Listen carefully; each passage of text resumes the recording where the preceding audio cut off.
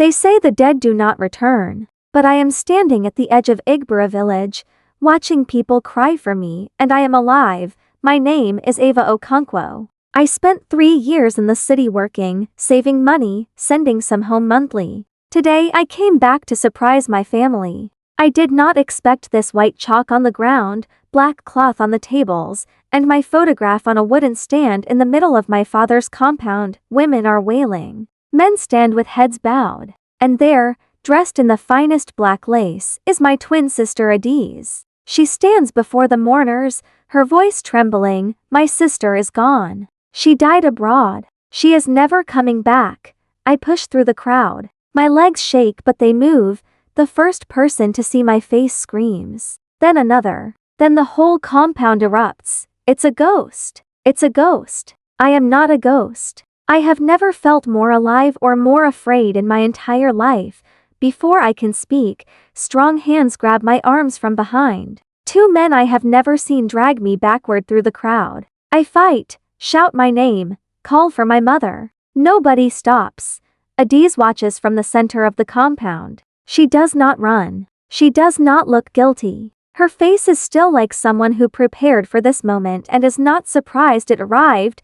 They drag me behind the old mango tree. 1 man grips both my wrists. The other stands in front. Who sent you here? He demands. I live here. I am Ava Okonkwo. This is my father's compound. He stares as if I have said something impossible. Then I see it leaning against the mango tree, freshly carved. A wooden coffin. On the front, painted in thick black letters, Ava Shinyere Okonkwo. Beloved daughter. Gone too soon. My knees buckle. I press my hand against the tree to stay upright. Someone has already put me in a box. They lock me in the old store at the back of the compound. It smells of dried yam and dust. A padlock holds the door from outside. I press my face to a crack and watch my own funeral through that gap. Adiz moves through the mourners like a queen. She accepts every hug, every prayer. The pastor lays his palm on her head and prays loudly. My mother, Mama Nkechi, sits in the center chair in a white mourning cloth, face buried in her hands. I call to her through the crack. Mama, it is me. I am here. Mama, please. She does not turn. I search the dark store. My hand finds something flat behind a sack of corn. A folded envelope. Inside, a torn piece of paper in shaky handwriting. Leave before it is too late. Someone knew I was coming before I arrived. Someone in this village has been watching. They are afraid enough of Adiz that they cannot help me openly, but not so afraid that they release me before nightfall. The compound is quiet except for crickets and a single kerosene lamp on the veranda where Mama Nkechi sits alone. I walk straight to her. She sees me coming and does not stand, does not open her arms. She watches me with eyes red and tired in a way that goes deeper than one day of grief. Mama, I say. Tell me what is happening. She looks at the ground. Mama, look at me. I am your daughter. I am Ava. I am right here. She looks up slowly. Her mouth opens, then closes. Ava, she whispers. Just my name. A question and an apology at once. Tell me what Adiz has done, I say. She shakes her head. Her wrapper tightens around her shoulders even though the night is warm.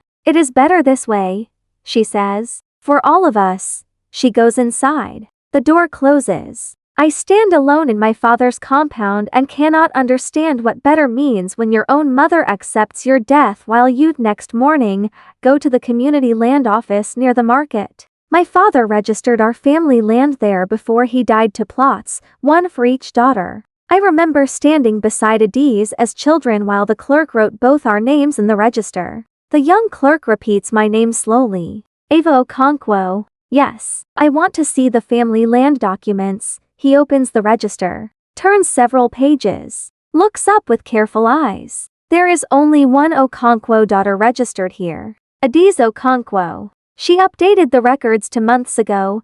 2 months ago, I repeat. She came with a death certificate for her twin. Everything was transferred legally. I leave without another word and stand at the market wall until my breathing calms. 2 months ago. Before the funeral. Before the village even knew I was gone. Adiz did not do this in grief. She planned it beforehand, the way you plan something you have thought about for a long time. She did not bury me after she lost me. Daniel Emeka lives near the cassava farm his father left him. He is my fiancé, the man I planned to marry when I had saved enough. We spoke 4 weeks ago and he told me to come home soon. I knock on his door. He opens it and the color leaves his face completely. Daniel, I say, it is me. I am alive. He steps back. Who sent you here? Nobody. Everything they told you is a lie. Adiz showed me hospital papers. Photographs. I saw there were no photographs of my burial. I was in Lagos, Daniel. You spoke to me 4 weeks ago, that line was disconnected. I called back. Nothing. He looks at me one final time. Then he reaches toward the wall. I am calling security, he says quietly. Please leave.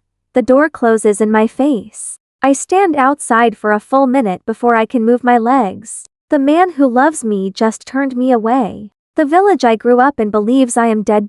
In the morning I return to the land office with one question. Which hospital issued the death certificate? The clerk shows me. Stiti, Bede Community Hospital, Onitsha. Signed by Dr. Ukena Obi. I have never been to that hospital. The certificate lists cause of death as a road accident in Onitsha. I was in Lagos the entire time. Someone found a doctor willing to sign his name to a lie, obtained an official stamp, and filed everything correctly. This was not done in anger. It took weeks of planning. I travel to Onitsha and find the hospital. Dr. Obi resigned, the receptionist says. He left the morning after your sister's funeral. We have no forwarding address. Nobody has heard from him. I stand outside in the afternoon heat and understand clearly what I am facing. Every person Adiz used has either been paid into silence or disappeared before anyone could ask questions. She was not reacting to my return. She had already closed every door before I arrived. Igbira is a small village. Everybody knows everybody. But when you are supposed to be dead, people treat you like a problem they cannot afford to touch. Traders who have known me since childhood turn their eyes away. Women who once called my name across the market suddenly look very busy. Old Baba Ikena, who knew my father, crosses the road when he sees me coming. This is not shock. Shock fades in a day. What I see in these faces is settled, deliberate fear. Adiz spent 3 years here while I was away attending ceremonies, sitting in important chairs, giving gifts. She did not just take my name. She replaced me so completely that I am now the outsider in my own community. I sit by the old well and think about how you fight when your enemy has convinced everyone you do not exist. Then a folded paper lands on my lap.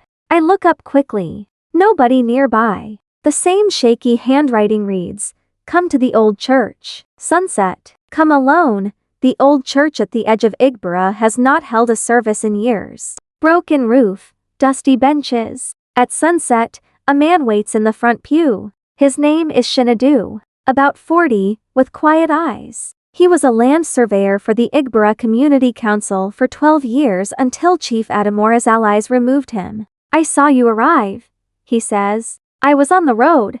You sent the notes." He nods. "I have been watching what your sister is doing for over a year. What he tells me rearranges everything. Adiz did not plan this alone. Chief Olu Adamora, the most powerful man in this area, has wanted our family land for 30 years. Our father refused him every time. A living woman can refuse. A woman declared legally dead cannot. They needed you erased on paper," Shinadu says. "Not just gone. Gone from every record." He leans forward, voice dropping. "Adiz knows you came back. She has known since the funeral." He looks at me steadily. Shinadu has collected evidence for a year. Under his floorboards is a metal box with photocopies, letters, council records, land survey documents with alterations marked. But the one thing that can truly destroy the death certificate is the hospital admissions ledger from Stiti, Bede. If my name does not appear in the emergency ward records for the date of my supposed accident, the whole document falls apart. We go together. The administrator is guarded but not hostile. After explaining ourselves, she brings the correct ledger. I check every page. No Avo Okonkwo. No road accident matching my description. The records are clean. I need copies of these pages, I say. She takes the book into the back room. 10 minutes pass. When she returns, her expression has changed. I am sorry, she says quietly. The pages for that date range are gone. She opens the ledger and shows me the spine intact, but those exact pages torn out cleanly. I grip the counter to steady myself. I return to Igbara and wait. Mama Nkechi feeds me in silence each evening. I do not push her yet. But Adiz does not wait. She comes on a Thursday evening in coral lace, smelling of expensive perfume. She sits at our father's table like she owns the room. She looks at me a long moment, then smiles, not nervously, slowly, like someone who has read the ending already. You should have stayed in the city, Ava, she says. This is my father's house, I reply. On paper it belongs to one surviving daughter. She tilts her head. Every record here says that daughter is me. I say nothing. She rises, smooths her wrapper, walks toward the door, pauses without turning. I know you went to the hospital. I know about Shinadu. She finally turns. The smile has not moved. You should have stayed gone. She leaves. Mama Nkechi stirs a pot at the stove that stopped boiling long ago. Adiz is not afraid of me. She came here to demonstrate that clearly. 3 nights later I walk back from Shinadu's along the dark path by the cassava farm. I am thinking and not listening carefully enough. 2 men come from between the rows on both sides at once. The first grabs my bag. The second shoves me to the ground. I get up and run, but one of them is faster. He pulls me down again, then shouting from along the path, torchlight cutting through the dark. Shinadu. He was watching from his door. The men flee. He pulls me up. My elbow is bleeding. My bag with the council photocopies is gone. He is holding his side where one man struck him. They took everything, I say. Not everything, he says carefully. I made 2 copies. The second is still under the floor. I look at the blood on my arm. I think of the coffin with my name on it. 3 years of working. 3 years of sending money home. 3 years of believing the people I loved were safe. Mama Nkechi breaks on a Sunday morning. I come to the kitchen before dawn and find her on her low stool, staring at the lamp. I sit beside her without speaking until the sky lightens. She speaks first. Chief Adamora came after your father died. He wanted the land. I refused, but Adiz had already gone to him alone. She made her own arrangement. If your name was removed from every record, she would sign the land to him. You knew, I say. Not from the start. When I found out, he threatened me. He said speaking would ruin our family name. Her voice cracks. I thought if you were declared dead on paper, it would leave you alone in the city. I thought silence would protect you. Tears fall. I was very wrong. She grips my hand tightly. There is one more person. The community secretary, Mr. Obiara Week. He changed the village records himself. He altered everything. She looks at me directly. Mr. Obiara Week has worked in the Igbara Council office for 20 years. He is thin, quiet, with round glasses, the kind of person everyone forgets is in a room, which means he sees everything. Shinadu knows him from their years working together. He says Obiara is not wicked. He is frightened. That difference matters. We go to his house early. He tries to close the door when he sees me. Shinadu puts his foot in the gap. We are not here to cause trouble, Shinadu says. We are here because you are tired of carrying this alone.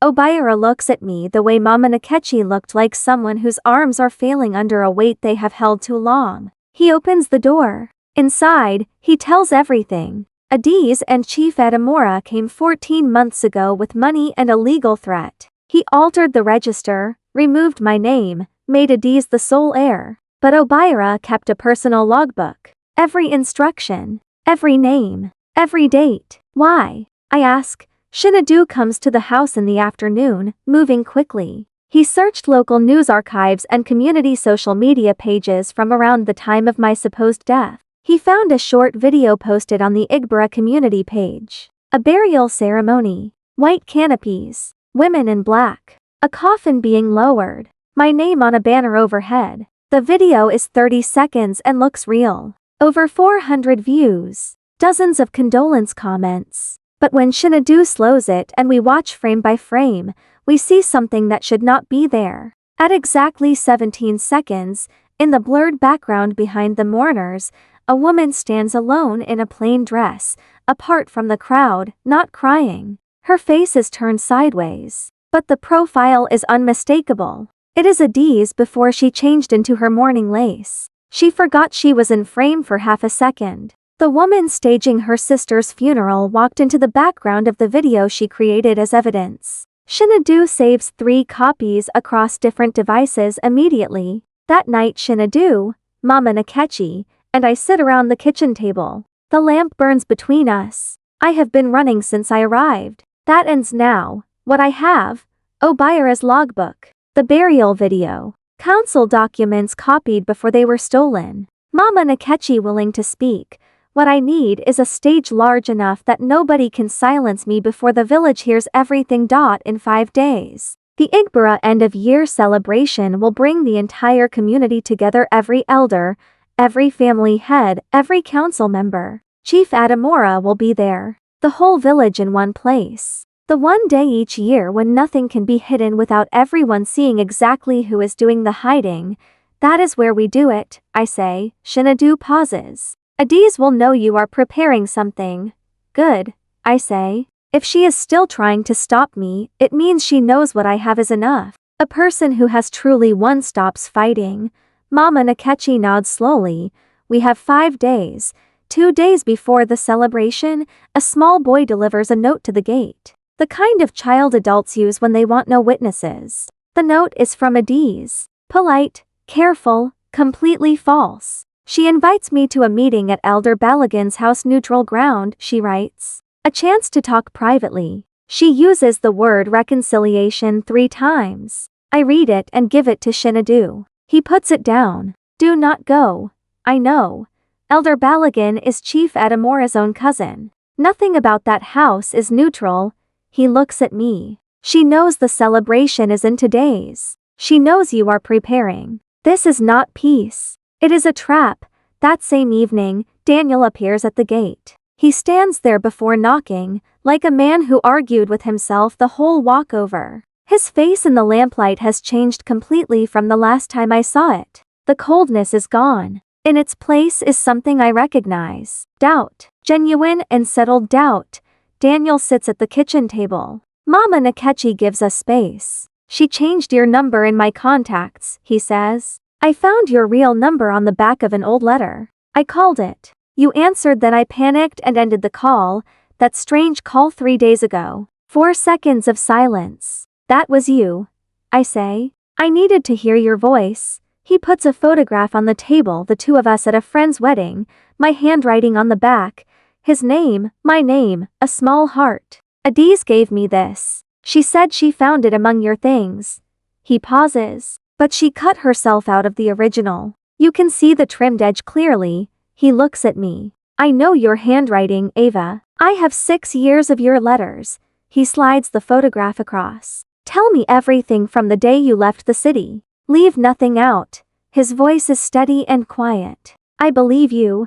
2 things go wrong on the eve of the celebration. First, Shinadu's metal box is broken into before sunrise. The remaining council document copies are gone. Only the broken box remains on his kitchen floor. Second, Obiran Week does not answer his door. His neighbors say he left early with a bag and has not returned. Without Obira in person and without the council copies, what remains is the burial video and Mama Nakechi's spoken testimony. Both are powerful. But Adiz has the chief's legal team behind her, and our supporting evidence has been stripped overnight. Someone who knew our plan told her. I sit with Daniel in Shinadu's empty house and feel the full weight of it. Tomorrow is the celebration. Half our proof is gone in one morning. Daniel puts his hand over mine. Nobody can take the video from a phone in your pocket, he says. And your mother's voice belongs to her. Both still exist. He squeezes my hand. You have enough, Ava. I breathe slowly. Tomorrow, I say. Shinadu calls me to the old church at midday. When I arrive, he sits on the broken back step with his phone and something new in his eyes. Relief. 3 weeks ago, when Adiz came to your mother's house, I was outside. I had come to check on you but did not want to interrupt. I waited at the side wall. He holds the phone up. I recorded the last 2 minutes of what she said. He presses play. Her voice comes through clearly. I know you have been asking questions. I know about the hospital. I know about Shinadu. Then, you should have stayed gone, Ava. You really should have. She used my name. She told a supposedly dead woman to stay gone. She spoke to a living person she publicly claimed no longer existed. In her own voice. Why did you wait? I ask. I was not certain the audio was clear enough. I needed to be sure. He looks at me. It is clear. We spend the afternoon copying the recording on Toad night before the celebration. Adiz makes her final move on Daniel. She goes to his house with a man from the chief's office. She speaks quietly. If Daniel stands beside me tomorrow, his cassava farm trading license will be revoked. The license his father's name is on. The only document protecting his land from a cooperative debt claim. She places papers on his table. Choose her, she says, or choose your future. Daniel tells me this outside Mama Nkechi's house, his voice steady throughout. What did you say? I ask when he finishes. He is quiet a moment. I told her that a man who lets the wrong person win to save a license is not worth keeping the license for. He looks at me. I will be beside you tomorrow. I do not cry. I have been holding myself together too long for that. But I reach out and take his hand in the dark, and we sit quietly for a long time, listening to Igbara at night, letting tomorrow come.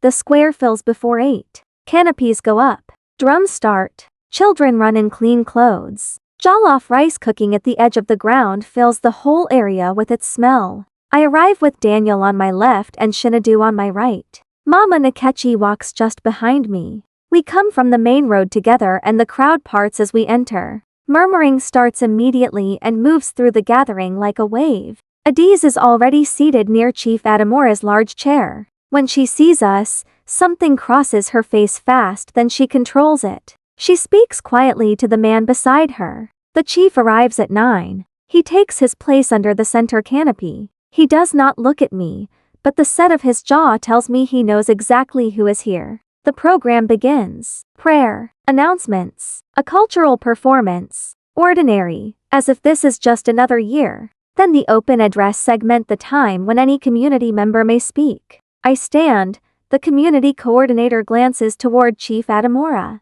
The chief gives one small shake of his head. We are moving to the next item, the coordinator announces. Someone shouts that it is my turn. Arguments break out. In the noise, Adiz stands, her voice at performance pitch immediately. This woman has been disturbing this village. My sister is dead and she will not stop tormenting me. Her voice cracks. I stayed when Ava left. I built something here. And now she wants to take what I built. Sympathy moves through part of the crowd. She has always been good at this. But then she does what liars always do eventually. She says one sentence too many. After everything I sacrificed, she stops herself. Silence falls across the square. I speak calmly and clearly, without any microphone, so that every person must go still to hear me. What exactly did you sacrifice, Adiz? I say. Tell them. Tell this whole community what you did for this family, and start from the very beginning. Daniel connects Shinadu's phone to the speaker the cultural group left plugged in. Someone from the crowd helps quickly. Adiz's own voice fills the square. I know you have been asking questions. I know about Shinadu. You should have stayed gone, Ava. You really should have. The silence that follows is total. I hold up my phone showing the burial video slowed to the 17-second mark, paused on Adiz standing alive in the background of her own sister's staged funeral. Shinadu reads from Obayer and Week's written testimony, every name, every date, every instruction received. Chief Adamura's name appears 4 times. Mama Nkechi stands. Her voice is clear and steady. She speaks every name, every threat, every detail of the arrangement made in secret. The chief shouts about slander. His companions circle him. 2 senior elders speak urgently together. Adiz stands completely still. I watch the exact moment the crowd turns against her. The performance she has rehearsed for years simply ends. What comes through underneath is something small and sad. A woman. 3 days later, a council holds an emergency meeting. I sit with Daniel and Shinadu. Mama Nakechi is beside me. Obyron Week did not return to the village but called Shinadu from a nearby town. Too frightened to come back himself, he confirmed his full written testimony by phone. The council accepted it formally. The land register alterations are reviewed. My name is restored. The death certificate is referred to the State Records Office for cancellation. Chief Adamora resigns before the meeting ends. His lawyer releases a statement using words like misunderstanding that nobody believes. Adiz left Igbura the morning after the celebration. 2 bags. No goodbye. She went to a distant relative. Neither Mama Nakechi nor I knows when she will return or what she will find inside herself when the silence settles. That evening I stand in my father's compound. The harmattan wind moves across the ground. The mango tree isn't changed. The coffin with my name is long gone. I had it removed my second day home.